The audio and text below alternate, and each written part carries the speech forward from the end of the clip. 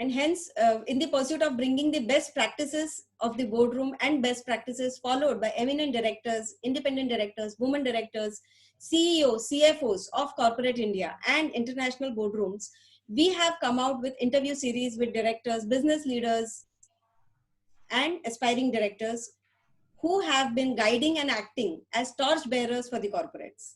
Let me now introduce Mentor My Board to you. Mentor My Board is a platform wherein corporate directors come together to learn, network, sharpen their boardroom skills, and get opportunity of serving companies to act as directors, women directors, independent directors, and also into the executive positions. And also get mentored by our expert mentors on the areas of business, governance, finance, marketing, and strategy. We are on a mission to transform Indian corporate directors and boardrooms and create a community of 1 lakh directors by 2027. We help directors who consciously look forward to sharpen their boardroom skills and leadership skills, upgrade their knowledge on the better governance through best board practices, which help the companies they serve on to grow faster and grow ethically. Let me tell you, we have recently been conducting boardroom talk series and we have been getting valuable suggestions from so many viewers, and that is inspiring us more and more to bring out wonderful personalities to you from the boardrooms who definitely add lots and lots of value uh, to the knowledge. Kindly do share, like, subscribe to our Facebook page, Mentor My Board, our YouTube channel, Mentor My Board, and also join our community on LinkedIn, Circle of Directors. So I welcome, first of all, to our moderator for today, Ms. Bharti Iyer, Company Secretary and Governance Professional with huge experience of 30 years. Further, it's my immense pleasure to have with us today Mr. Arvind Ladda, CEO of Mercer India. And so over to you, Bharti, for the session ahead.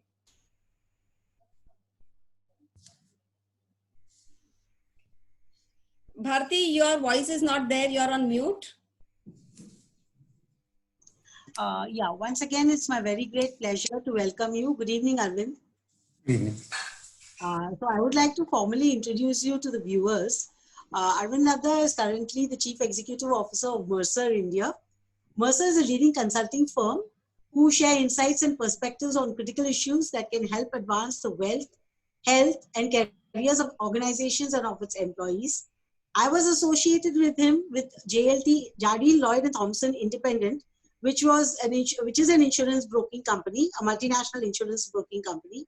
Formerly, Arvind Ladda was the Deputy CEO and the Chief Financial Officer. And prior to that, he had started up a health and benefits insurance broking firm himself, which is known as Vantage India. So very successfully, he took it off and it was acquired by JLT Independent. And subsequently, Arvind has had the wonderful opportunity of now leading Mercer India to greater heights. Welcome, Arvind, once again. Thank you, Bharti. Just before I had sent you the profile of MMB and we had also sent you the outline of the interviews, indicative questions. So what I was just trying to ask you is if you have any inputs initially, or would you just straight away like to go into the questions as I've indicated to you? Oh, happy to sort of just speak for 30 seconds.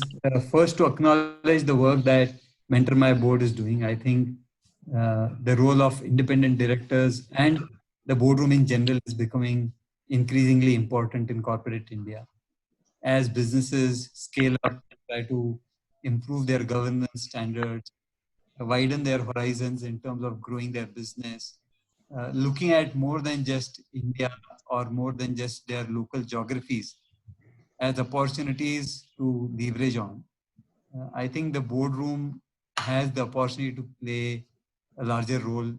Directors on the boards of companies that are aspiring for growth have a large opportunity to contribute to the shape and future of these organizations. And it's really heartening to see that a company like Mentor My Board is doing its bit to sort of make a contribution in that journey.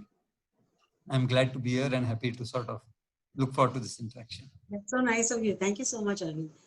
So first of all, I'd like to just invite you to share your journey as a director, as a CEO, startup director, and also the first induction onto the board.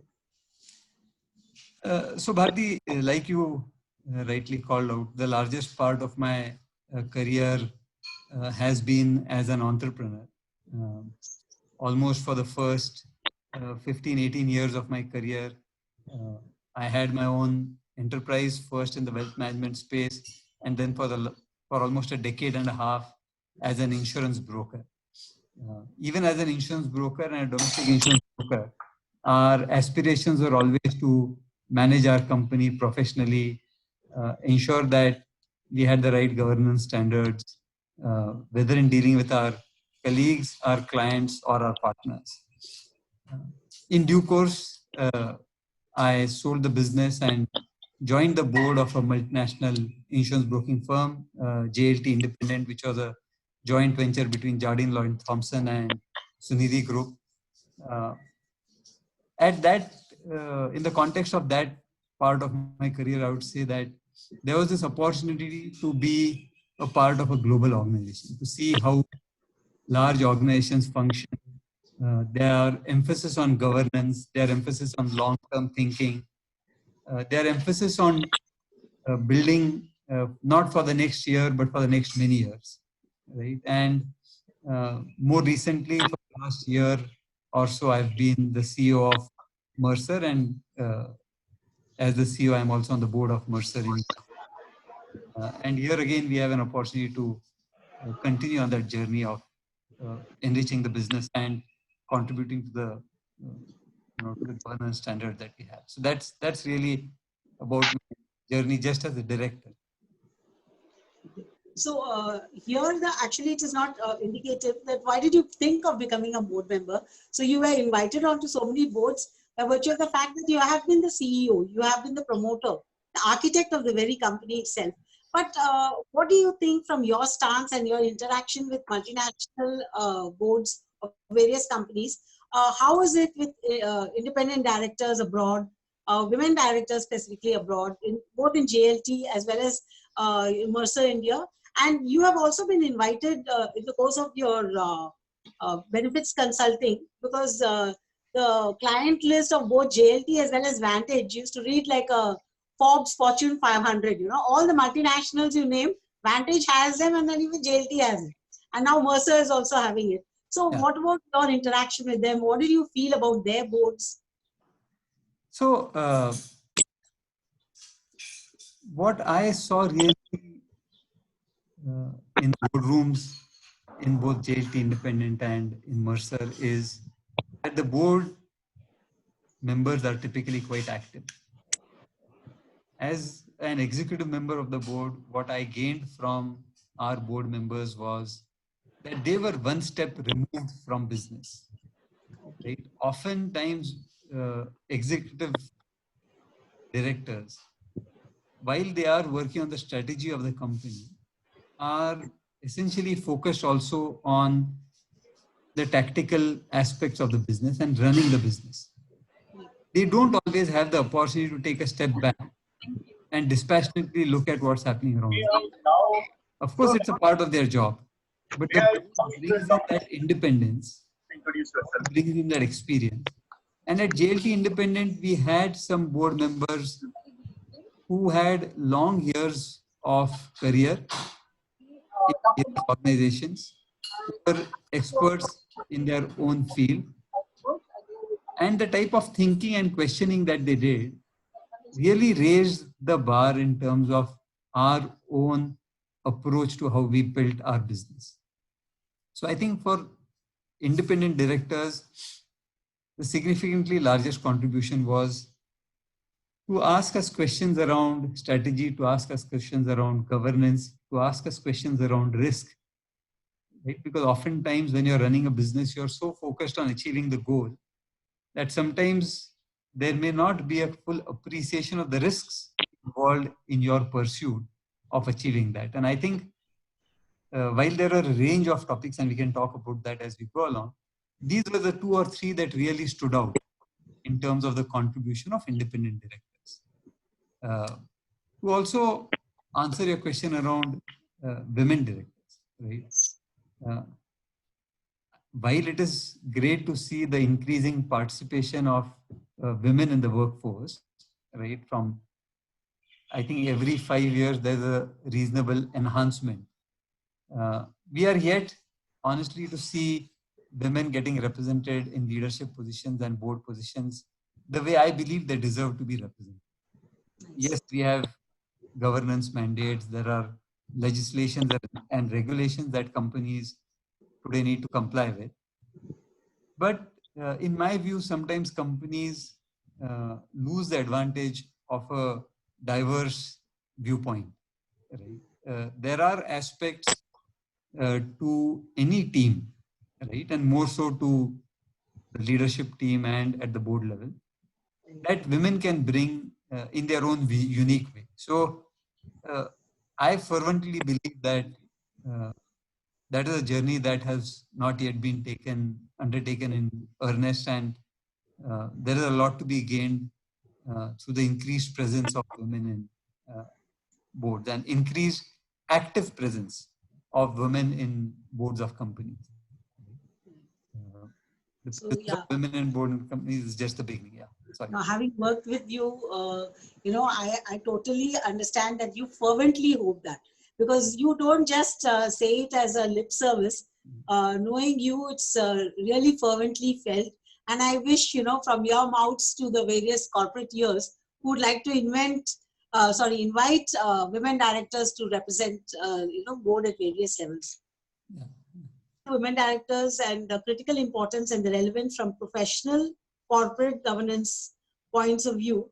How often have you felt that the relevance with the latest laws or the touch with the latest laws was not there, or they were a little out of step with the current context of things? And how would you relate it with your experiences abroad, with foreign companies which you have been invited to the board meetings or have seen the representations at those board meetings? So yes, I think the level of awareness with respect to changing legislation is not always complete. And of course, in an environment in India, we've had the advantage of significant progression in legislation around governance, especially at the board level and independent board members. Their role, their responsibility, their obligations, beyond the traditional mindset of independent board members being figureheads.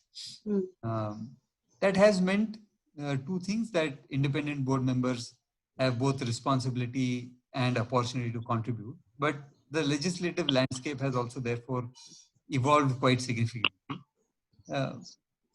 I do believe that there is room for improvement there. What I experienced in my interactions with board members, both in the company that I served as well as by observing the larger ecosystem, is that the executive leadership of the company played a significant role in ensuring that their board members were made aware of the changes from time to time. So I think it is the obligation of the management of the company to keep their boards appraised, and of the independent directors of the company to be aware of what risks and exposures they may be taking. So I think it's dual. Okay, good point. The stake, because the skin in the game is the maximum for the directors, the stake is the highest for them, and therefore they have to be aware.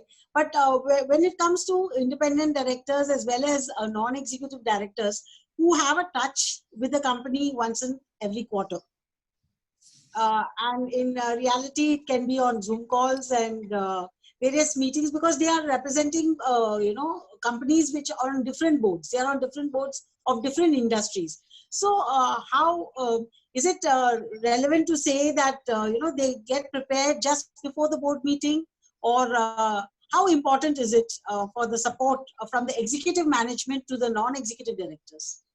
I think it's extremely important. I think it's in the interest of the executive management of the company to leverage the knowledge and expertise and experience of their independent directors. If they have And I think this is especially true where the companies are conscious and deliberate about the directors that they invite onto their board. And this does not have to be only large companies. I have seen small organizations that are growing and are aspiring that reach out to experienced professionals to be a part of their board. And then in terms of my experience with respect to the level of activity and collaboration between the executive leadership of the company and the board, in the companies that I have been a board member as executive management, we always ensured that board members got to read the notes well before the meeting. And I must admit that our independent directors were extremely keen about that, because they were themselves very keen to make a contribution to the conversation that the board was going to have, right? So yes, as much as it may have at times felt demanding, we always in every interaction got great value from sharing well in advance, right? The topics of conversation and the material that was required by the independent directors to come in well prepared. Absolutely. So in these challenging times, especially like now COVID has happened, the way of doing business has become a little bit topsy-turvy in terms of virtual business.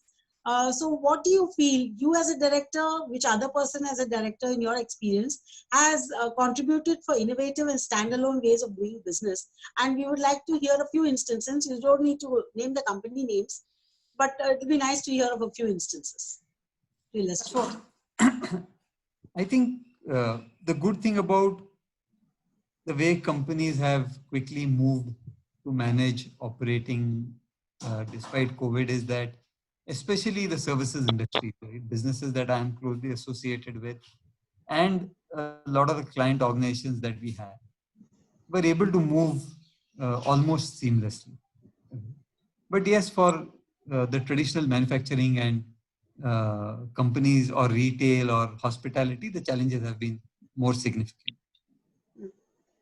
What I have seen in terms of the board's participation, both through anecdotal evidence in terms of reading as well as interactions, is that boards have stepped up to support management in terms of helping them get perspectives on what's happening from a longer term perspective. And I think while the management may have been focused first on managing short term, sort of measures to keep business going, the fact is that the way businesses are going to be run has changed. Even after the pandemic is over, even after we have a medical cure to COVID, and we can go around walking the streets and meeting our friends and family, going to a restaurant and traveling and all of that. Even when we get back to the world that we knew existed in India, for example, till February or early March 2020, the way business happens has changed forever. I'm not suggesting that it's going to be completely virtual, but large parts of the way customers engage with us, employees engage with businesses is going to change. And from the board, I am seeing increasing level of interest in understanding what companies are doing, companies that they are involved with, to ensure that those companies fully appreciate the degree of change, offering their own perspective about how they can prepare themselves. As a talent consulting firm in Mercer, we have this opportunity of actually helping clients prepare for the new way of working. It should be a mix of virtual and real, building the culture of the company, engaging with employees, etc., etc. So, yeah, this is as painful as it is. I think this is a significant change in the direction of travel and acceleration of a lot of things that were going to happen in any case. Right. No, that's an amazing, point of view.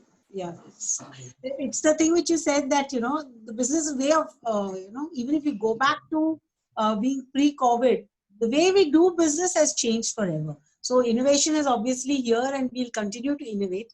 From the point of view of costs, from the point of view of risk management, what do you feel is important because both of us are in insurance. So risk management has been a huge part of our lives. Looking around the corner to anticipate what is happening, and how an independent director, how a non-executive director would be in a position to see what is coming, try to do something about it, and help the board. I think, Bharti, you bring up a very important point around risk, right? Because as much as we may benefit from the ways of being able to work remotely, the fact is that the risks and a different type of risks are now around the corner, and businesses are getting exposed to a different type of risk, right? Very much, right. Whether those risks are risks of, you know, the infrastructure that they have, the technology that they have, the cyber risk that they have, the framework that they are building to drive customer engagement. Right? So digital, with all the benefits that it has also exposed us to a higher level of risk. We are seeing boards especially play a significant role in that side, right? Because this is actually a new area. Right? This is not something that we are prepared to face. Right? Yes, organizations were becoming digital. Yes, they were online businesses. E-commerce is completely online. The scale of change, the pace of change was completely unexpected. And we do believe that boards will, you know, continue to play a role. Independent directors, especially those that have the opportunity to sit on the boards of multiple companies, have the opportunity to interact with various people. Those of them with the necessary level of experience in business also have the opportunity to leverage their network to understand what's happening. So it's not just about companies that they are engaged with, but people that they have an opportunity to interact with. Right? So I think the board's responsibility really is to bring that outside in view of how companies can manage the risk better. Right. Just on insurance, because that topic came up and something that I may have mentioned, could have mentioned earlier, is that independent directors are also expecting companies to have higher levels of governance standards. Because those standards are required also to protect the independent director from any exposure that they have by sitting on these companies. And those governance standards are then, you know, sort of wrapped around with an additional layer of, I would say, insurance the risks that the independent directors face. So yeah, multiple things happening to strengthen this whole engagement between independent directors and management. Multiple things happening in terms of risk management given COVID and a lot of developments. While we're talking about insurance, just brought me to mind that we have a policy which, as you very well know, as directors and officers liability policy. SEBI had made it compulsory for companies, the top 500 companies, to have a D&O policy. The fact that other companies are not necessarily going in for it is because of a lack of awareness or lack of, lack of a feeling of, openness, that their back is exposed. What do you feel about that? I think it is both. And then I'll also talk about what I believe is helping drive some change. One is, I think my experience is businesses don't have a full appreciation of the risks that they have. Right? A lot of business owners don't realize that as the business grows, the exposures to the business grow. The potential risk of a liability coming upon them also increases. So that is the first point. I think a sense of appreciation does not exist. And then the lack of awareness from an insurance perspective also. Even for those who believe that there might be some exposure to the business, they don't realize how insurance can help manage that exposure. So it's a combination of both a sense of or ignorance of the vulnerabilities that they're exposed to and ignorance of what insurance can do to help cover those gaps. Having said that, we are experiencing more and more client organizations. And I must admit that at JLT as well as Mercer, we have the fortune of being a very large organization ourselves. Right? Global organizations, the understanding of risk is much higher. But even in Vantage, in my entrepreneurial journey, Yeah. whenever we dealt with large organizations, and not just multinational, but even Indian, Great. they expected us to have appropriate insurance policies in place. Agreed. And this practice has only continued to grow.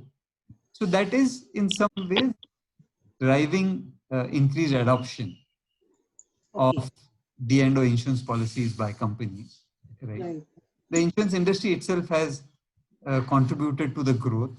Premium rates have come down. Types of policy covers are more simpler for companies to understand. Correct. So the insurance industry also is doing its bit to ensure wider awareness. That's very well said. Coming back to your this thing of academic excellence, because I think I was remiss in not mentioning your qualifications. Arvind is a chartered accountant. He's a cost accountant. Plus, you have got your regular, graduate qualifications. Would you like to add on to what I have said? Yeah, I was recently reading a book where I read an interesting quote from John F. Kennedy.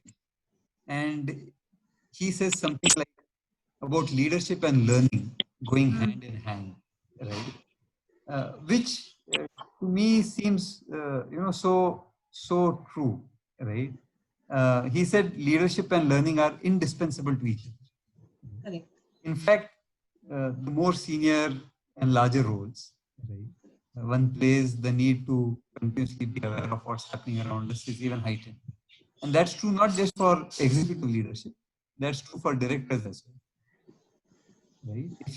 If I am a member of a board company, right, it is incumbent on me to understand the business of that company, to understand, keep myself abreast.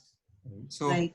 yeah, I think leadership and learning, and just learning in general, is very critical to our growth and our relevance, actually.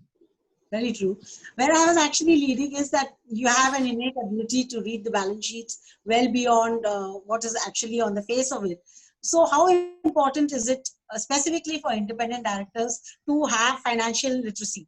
Because a lot of women directors were invited onto the boards to fulfill that women director 33 and 1/3 type of person. And you could find that there was a lack of financial literacy. Awareness is not there to see glance beyond that. So in that context, I would like your views. I think it's not possible to play the role of a director fully without being financially literate. Right? The one document that every director gets an opportunity to really examine is the annual accounts of the company and the financial reports of the company. Right? They are not involved in the day-to-day management of the company to really get up close. They have the financial reports, whether it's the balance sheet, P&L, internal audit report, etc. So one is not expecting every director to be a financial analyst, but to be able to read the annual report and ask relevant questions. Right. Very fundamental to their ability to play a good role. So I hope that sort of answers your question. Yes, it does to a large extent, because we have professional directors on various boards who are engineers, architects, lawyers, even doctors. And in that context, how much would you expect that they will have financial relevance? Being a chartered accountant yourself, I mean, this is a breeze, I would say, but it's very difficult. So in your interaction with other directors, how have you felt that this came across? Because you have to also counter any other executive director or a CEO who may be having an independent director who's not financially literate, qualified, but aware of certain things. Yeah, so I think, Bharti, if you look around us, there are so many non-financial qualified leaders, right? Independent directors, whether they're doctors, architects, artists, engineers, what have you, right? So professors. So I don't see how they'll be able to play an active role without a basic degree of financial qualification. And I have myself had the experience of, or the opportunity to interact with some of these people, right? Who are independent directors on boards of companies, and they do take their work seriously, and they do take care to ensure that if nothing else, they will do a financial course for dummies, right? And there is so much that's available. So there are non-technical ways of getting comfortable with reading a balance sheet, right? Right. Whereas balance sheets are not financial journals, but a story of what the company is currently going through, right, at a Very particular point of time. And the management has a responsibility to also relate that story in a manner that is appreciated in a layman language. So while the books of accounts and the financial records say what they do, the commentary, the management's commentary on the business, correct. right, has a significant role to play. And you look at the balance sheets of all those public limited companies that you and I will look at with respect, and I think you will find increasingly over the years the number of pages dedicated to management discussion have gone up exponentially. I know some balance sheet, the management discussion, the number of pages management discussion takes is more than the number of pages your annexures to the balance sheet and P&L take, right? So there is enough, and independent directors should push management to represent the business in its full colors and not just behind financial numbers. Very true. One final question with regard to the technical portion. With regard to cybersecurity, privacy, especially as you're dealing with human capital yourself in your current role, and also how you are interacting with various multinational companies who insist on GDPR compliance. So what is your take on how much directors should be aware of cybersecurity, cyber laws, GDPR, and what are the risks when you're dealing with various businesses, whether it might be across the spectrum of the Indian industry or dealing with multinationals?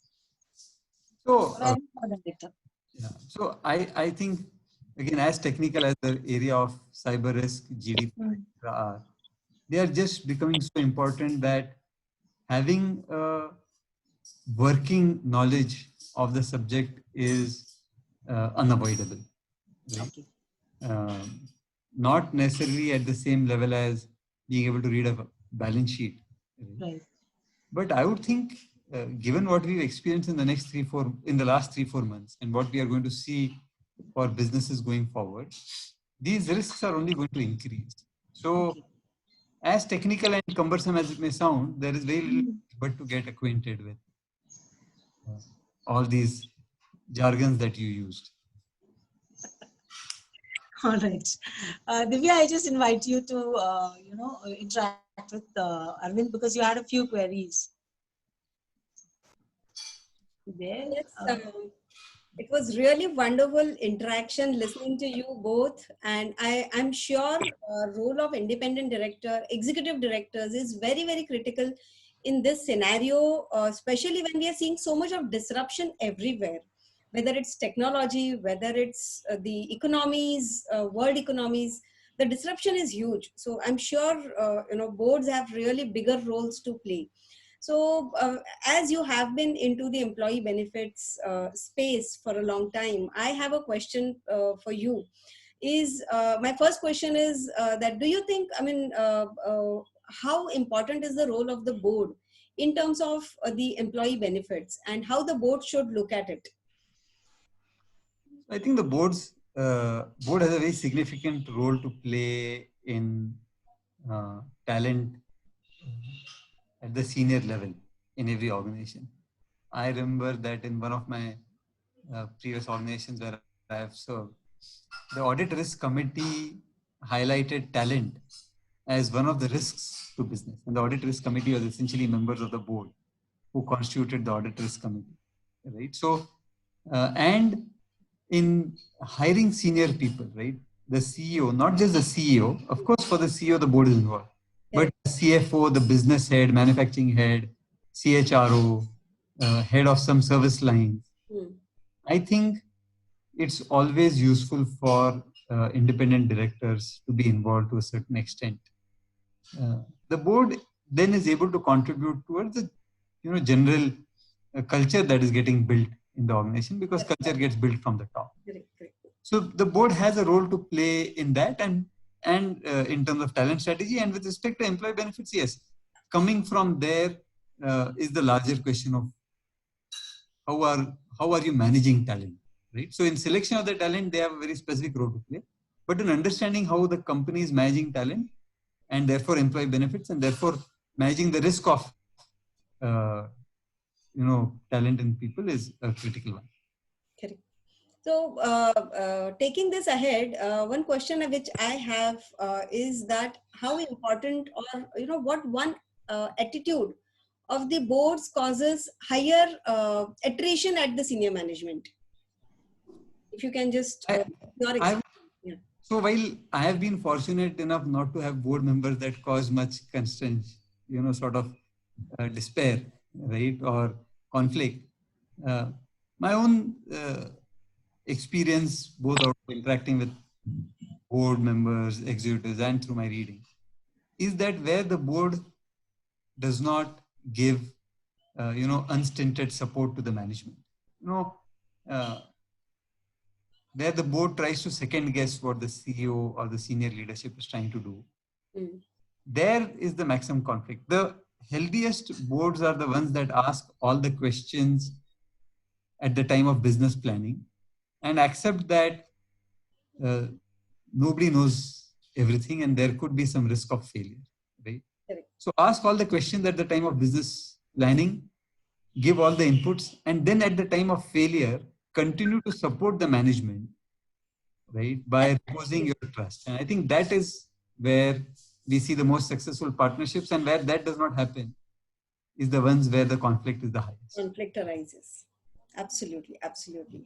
And as you have been always into the executive position at board level and at management level.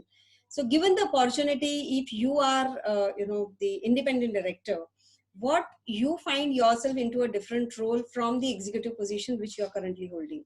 So how would be you anticipate yourself into the independent director's role?